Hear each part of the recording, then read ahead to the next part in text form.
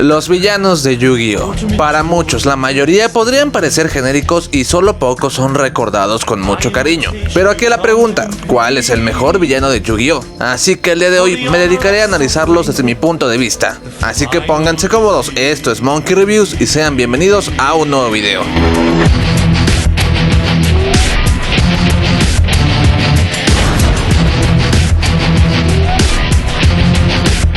Para determinar la materia de este video, tomaré en cuenta 4 factores. La presentación del villano, o sea, la forma en la que el villano nos fue introducido y el impacto que ésta tuvo, ya que como dicen, la primera impresión es lo que cuenta. Como segundo punto tendremos la motivación del villano, o sea, qué tan verosímil es la justificación para que el villano haga lo que hace.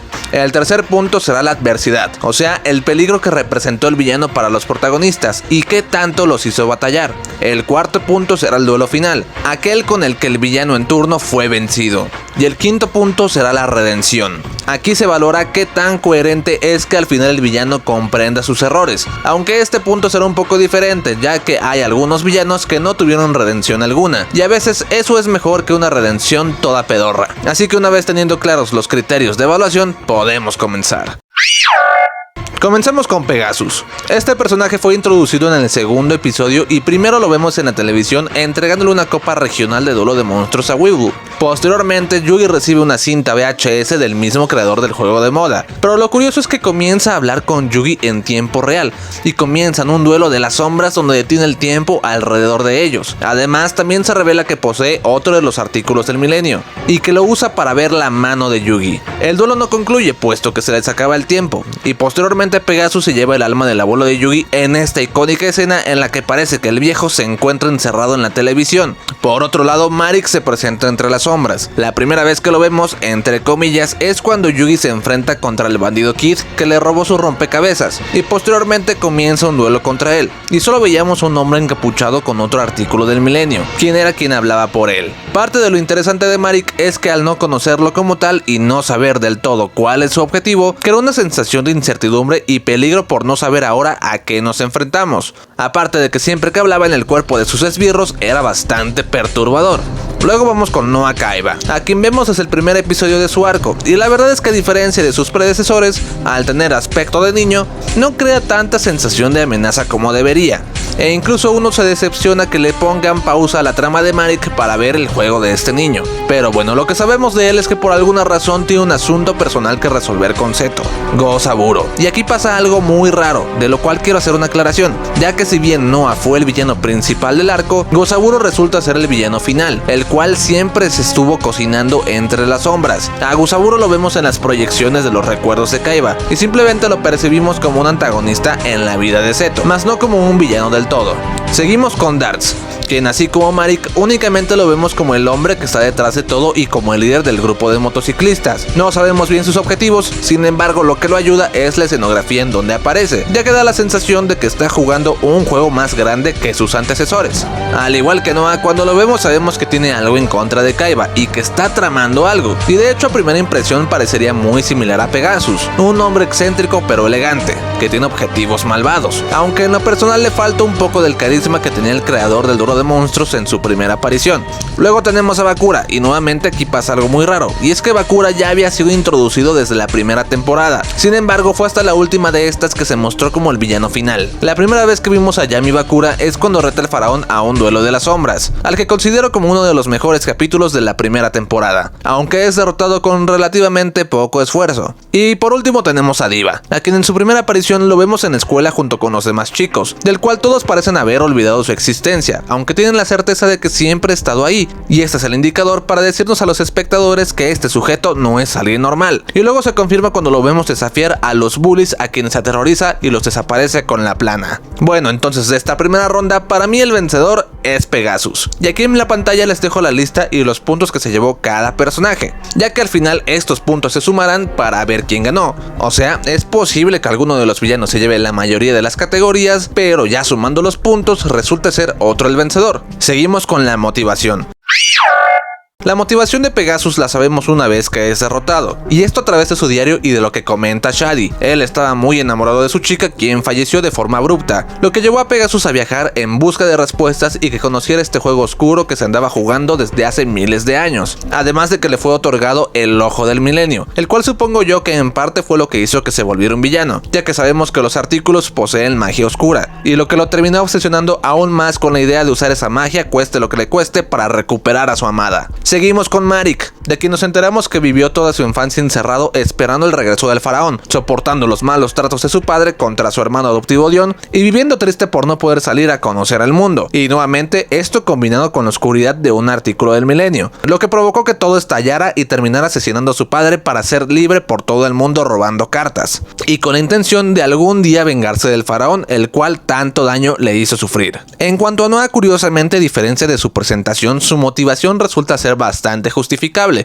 ya que pasó de vivir con todos los lujos y privilegios con su padre a tener que abandonar su cuerpo físico en un mundo virtual donde fue totalmente aislado de cualquier contacto humano, y todo esto para luego enterarse que su padre adoptó a un nuevo par de niños quienes terminaron heredando todo lo que originalmente eran para él. Para mí resulta muy obvio que este chico se termine volviendo malo y que quiera hacer sufrir a Zeto.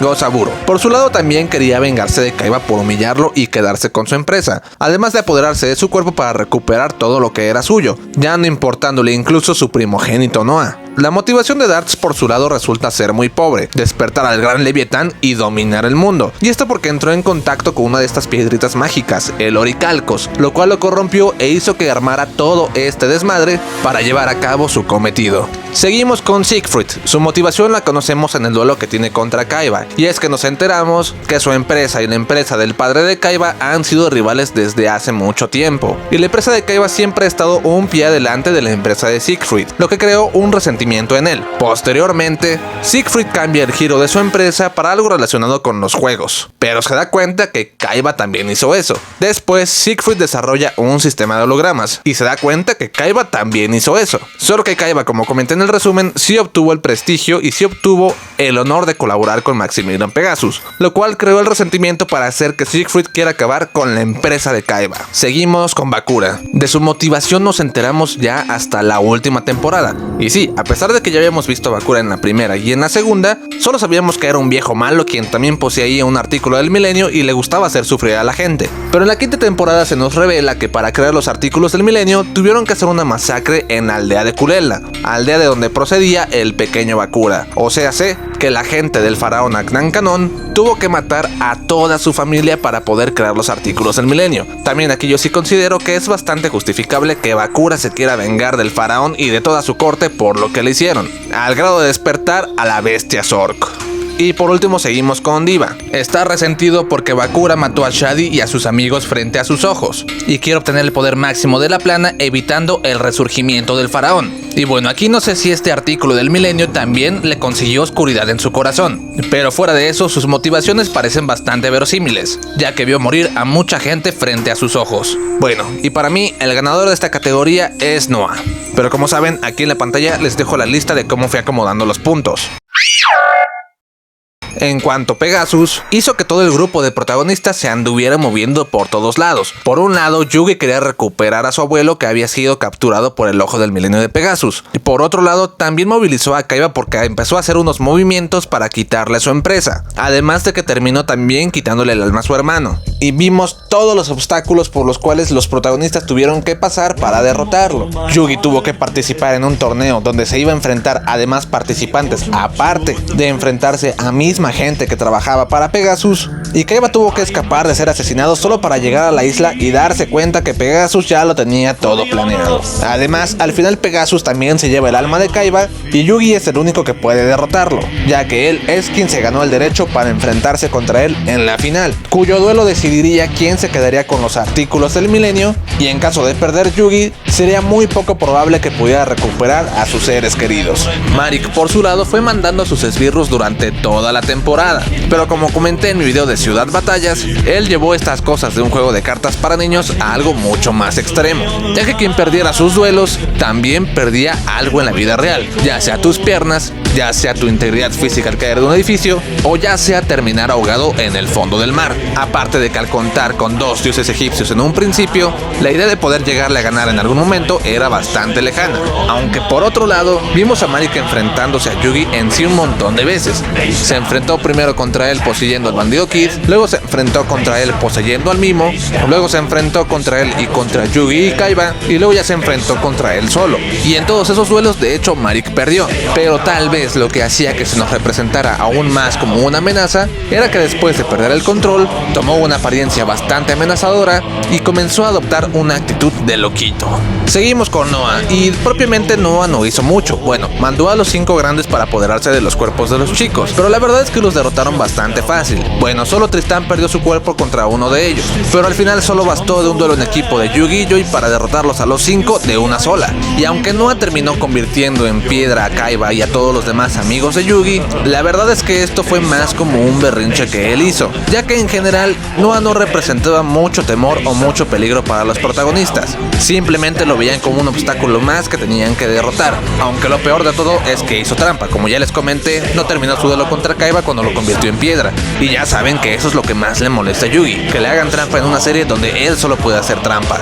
Por otro lado, Darts, si bien al principio sí representaba una gran amenaza ya que se desataron todos los monstruos en medio de la ciudad, a los pocos episodios esta amenaza ya estaba calmada, aunque seguíamos con la incertidumbre del despertar del Leviatán, y es que al Yugi no poseer sus dioses egipcios, estos le iban a dar su poder para que despertara esta bestia. Y bueno, sí, tal vez a escala esta ha sido la mayor amenaza que Yugi se ha enfrentado, ya que está amenazando con despertar a una bestia de hace miles de años que amenaza con apoderarse de todo el mundo, y es el único de los villanos que logra hacer que uno de sus esbirros ponga a llorar al mismo faraón. Pero bueno, regreso, ya que si bien en escala Darts representa la mayor amenaza, en realidad no hay ese sentimiento de urgencia de los protagonistas por derrotarlo para acabar con todo de una vez por todas. O sea, sentía más esa urgencia, por ejemplo, en la primera temporada en la que Yugi ya quería derrotar a Pegasus para recuperar a su abuelo. Ahora está en juego algo mucho más grande que el abuelo de Yugi y no percibo esa misma sensación en los protagonistas por querer detenerlo. Y bueno, es que también aquí pasa algo diferente, y es que Darts como tal no es quien ocasiona todas las desgracias de esta temporada, sino son sus esbirros.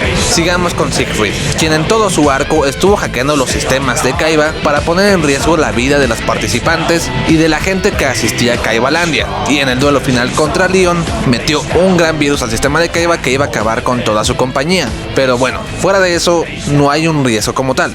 Seguimos con Bakura, y aquí la amenaza se vuelve similar a la amenaza que representaba Darts, en cuanto a escala me refiero, ya que el objetivo de Bakura era despertar a la bestia Zork para después fusionarse con él y hacer que las sombras dominen en todo el mundo. Sin embargo, tuvimos más participación de Bakura que Darts, ya que regresando al punto de Darts, él estuvo en las sombras durante casi todo su arco. Aquí Bakura es el que va haciendo cada cosa para hacerle pasar un mal día a los protagonistas. Saca la maldad de Nagnadi para hacer que Zeto se ponga en contra del faraón, termina acabando con Mahat y encerrándolo en una lápida. Es capaz de derrotar a Exodia, los artículos del milenio y los 3 dioses egipcios, además de los dragones de Kaiba.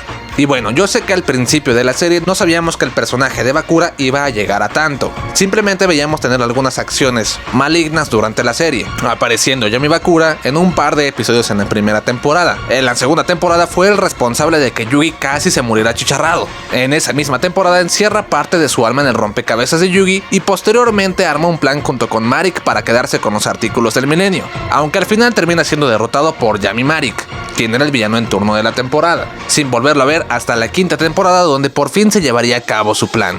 Y por último tenemos a Diva. A decir verdad, solo le hizo pasar un muy mal día a Yugi y a Kaiba, ya que en sí no hizo la gran cosa para que los personajes sintieran una amenaza proveniente de él, o bueno, no una amenaza a la escala de algunos otros personajes anteriormente mencionados. Y el ganador de este punto yo consideraría que es Marik, ya que si bien como comenté hay amenazas a mayor escala que Marik, la maldad y la locura que este hombre desprende hace que uno de verdad tenga miedo por las acciones que va a tomar, y que los protagonistas tengan la urgencia de acabarlo de una vez por todas. Vayamos al cuarto punto.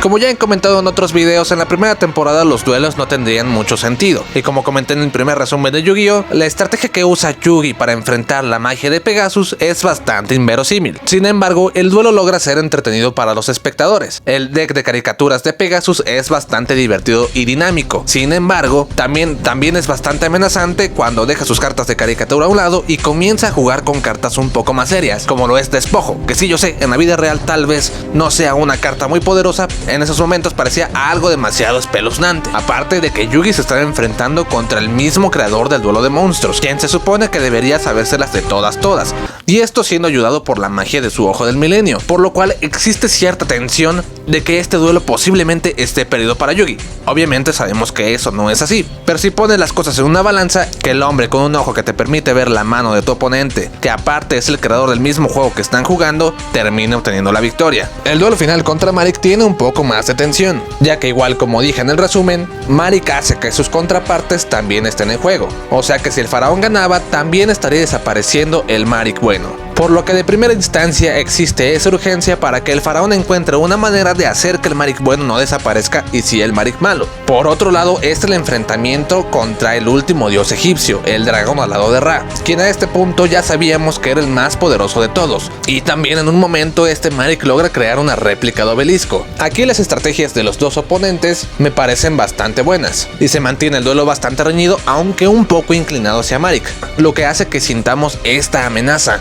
Aunque al final, como les comenté, Yugi se saca su carta super OP para hacer que todos sus monstruos acaben con su dios egipcio, cosa que, aunque en la vida real no estoy seguro de que pueda pasar, estéticamente dentro del anime fue un gran cierre, que muchos podrían considerar como el duelo final de Yu-Gi-Oh! El duelo contra Noah de hecho no me parece tan interesante que digamos. Las cartas de Noah hacen alusión al nombre de su personaje y también a la evolución del planeta Tierra, ya que conforme van pasando los turnos, Noah va renovando sus cartas para hacerlas cada vez más contemporáneas, pasando por la época de los dinosaurios hasta la época actual y el futuro. Cosa que tal vez suene un poco dinámica, pero la verdad es que sus monstruos de todas formas no tienen apariencias tan amenazantes como para que uno sienta ese peligro. Además de que este duelo es interrumpido por el ya mencionado berrinche de Noah, por lo cual Yugi tiene que tomar el duelo, cosa que si bien a algunos no les podría gustar por el protagonismo de Yugi, a mí me parece bastante interesante ver al faraón jugando con un deck combinado de sus cartas con las cartas de Kaiba, y al final logra vencer gracias a la estrategia de Kaiba, dándole su importancia por ser el motivante de todo este arco. Y el duelo contra Gosaburo de hecho no dura tanto, ya que como les dije, en sí el villano final era Noah. El duelo contra Gosaburo fue más una forma de hacernos cerrar toda esta trama de los dramas familiares de Kaiba, con que Gosaburo posea al mismísimo Exodia,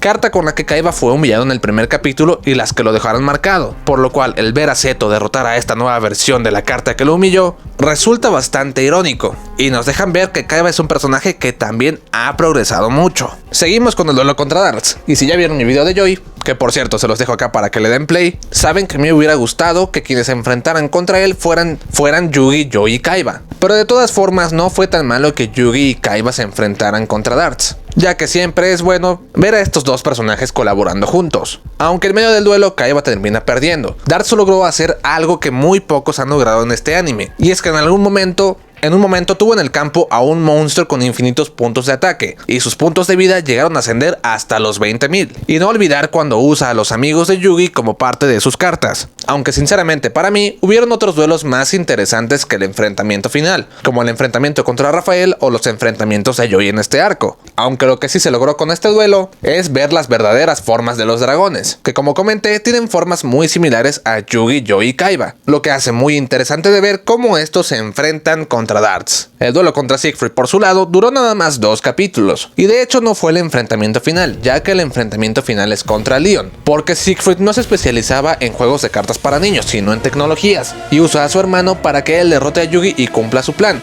Pero a mí en lo personal no me interesaba mucho el tipo de cartas que poseía Leon. Su deck estaba inspirado en los cuentos de hadas para niños. Y bueno, sí, estamos viendo un anime de cartitas para niños, pero veníamos de ver a monstruos con un ataque infinito, de ver a los dioses egipcios y otro sinfín de cartas que son mucho más amenazantes que cartas inspiradas en cuentos de hadas. Y por último por Bakura, que aquí voy a mencionar algo. Voy a tomar como duelo final dos acontecimientos. Por un lado, el duelo real que tiene Yugi contra Bakura y el enfrentamiento de Zork contra toda la corte del faraón, ya que en sí esta era la versión de sus duelos de sombras, pero de hace 5000 años. Y aquí puedo decir que los dos fueron magníficos. Por un lado vimos el crecimiento de Yugicito y por otro lado vimos lo poderoso que puede ser Bakura y la bestia Zork, derrotando a todos los que ya les mencioné hace rato, para acabar con uno de los momentos más épicos, que es cuando el faraón logra fusionar a sus 3 dioses egipcios. Y sí, este duelo está resuelto por el poder de la amistad, ya que en sí para poder llevar a cabo eso, el faraón tenía que recordar su nombre. Y al no poder conseguirlo Yugi y sus amigos, simplemente pusieron sus manos todos juntos para hacer que el nombre del faraón apareciera grabado en su placa, y con esto poder fusionar a los dioses egipcios. Y luego está Diva. Por un momento yo pensé que cuando Diva había sido derrotado por Yugi ya era definitivo, hasta que lo vimos fusionarse con la Sortija del Milenio y regresar como un demonio más parecido a los demonios de Demon Slayer, para comenzar el enfrentamiento final contra Yugi y Kaiba. Duelo que no me pareció tan interesante que digamos, pero tiene puntos a destacar, como es la impecable animación de esta película y el épico regreso del faraón Atem.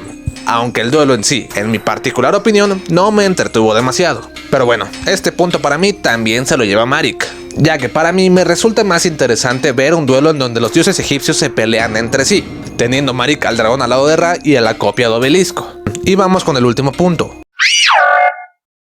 Una vez que es derrotado a Pegasus, no volvemos a saber nada más de él. En la segunda temporada se menciona que ha desaparecido. Y bueno, esto porque en el manga, Bakura cuando le quitó el ojo del milenio parece ser que también lo mató. Pero en el anime lo volvemos a ver en la cuarta temporada, donde advierte a los protagonistas de la amenaza en turno. Y es que como comenté, parecía que la maldad de Maximilian Pegasus emanaba más que nada del ojo del milenio. Y una vez que se ha desprendido de él, poco a poco ha logrado obtener esta redención. Tal vez no al punto de disculparse con los chicos por lo que les hizo, pero sí para colaborar con ellos o ayudarlos para detener a otras amenazas más grandes. Además de lo magnífico que resulta ver menciones a este personaje o verlo aparecer en los siguientes arcos, ya que al ser el creador del duelo de monstruos, es natural que tenga tanto peso en la historia. Y de hecho la película de Yu-Gi-Oh 3D gira en torno a este villano que quiere asesinarlo, y los protagonistas deben unirse para evitar que eso suceda. Luego tenemos la redención de Marik, y es que Marik en sí no es un personaje, sino son dos personajes, Yami Marik y Marik normal. La redención de Marik normal tal vez la podemos ver una vez que Yami Marik tomó su cuerpo. Ahí fue donde se dio cuenta que estaba siendo influenciado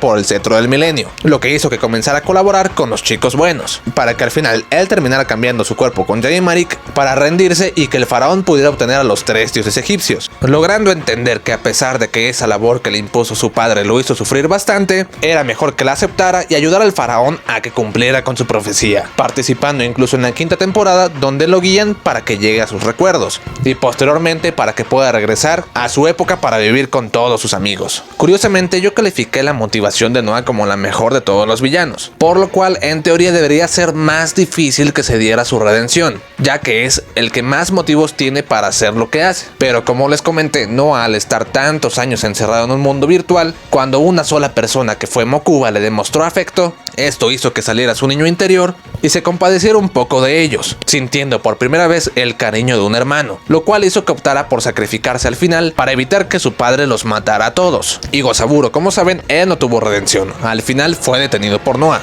En cuanto ve a Dartz, su redención es igual de mala que su motivación, ya que al haber destruido a Leviatán y al Oricalcos, vuelve a ser el mismo de antes. Entonces podremos decir que en sí el villano de esta temporada no fue Dartz como tal, sino fue el Oricalcos, por lo cual a Dartz como villano. Pero bueno, ya remitiéndonos a Dartz, entonces tal vez sí tiene sentido su redención, ya que en sí lo que lo hacía ser malo era esta piedrita, que al quitársela hizo que volviera a ser como antes, disculpándose con su padre Corazón de Hierro y su hija. Hablando de Siegfried, de hecho esta sí me parece todavía peor que la de Dartz, ya que de hecho una vez que Leon pierde, Leon va a hablar con él y en esta misma escena Siegfried se arrepiente por todo lo que hizo, sin haber hecho mucha introspección en sus acciones o haberse dado cuenta todo lo que les hizo sufrir, y simplemente al final acepta sanamente que Zeto es mejor que él en todos los sentidos y se va con su hermano. Tal vez si nos hubieran mostrado escenas de Leon y él chicos, hubiera creado una empatía y similitud más fuerte con Kaiba y Mokuba, y esto tal vez hubiera podido haber hecho que al final Siegfried se diera cuenta que Kaiba siempre lo superaba porque él tenía un motivador más fuerte,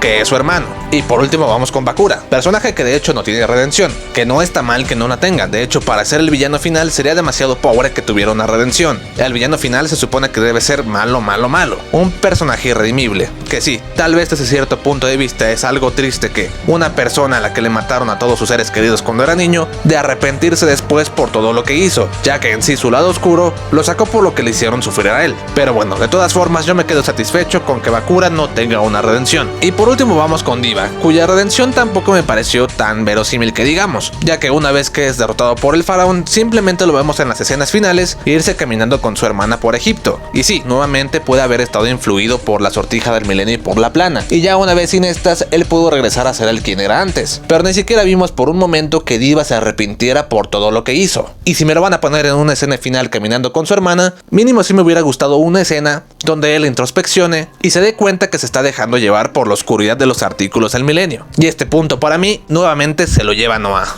ya que como les dije me parece tal vez el más real de todos. Y no me refiero al sentido de que es un adulto atrapado en el cuerpo de un niño encerrado en un mundo virtual, sino en el sentido de que se sienten más reales sus emociones, por lo cual yo siento que su redención fue la más verosímil de todas. Y bueno, una vez habiendo analizado estos 5 factores, se da como resultado un empate entre Marik y Noah, ya que ambos ganaron en 2 categorías. Pero haciendo las cuentas de todas las puntuaciones que otorgué durante este video, el verdadero ganador es Marik. Pero bueno, ¿tú qué opinas? ¿Estás de acuerdo con los criterios que tomé? Para ti, ¿quién es el mejor villano de Yu-Gi-Oh? Escríbelo acá en la caja de comentarios.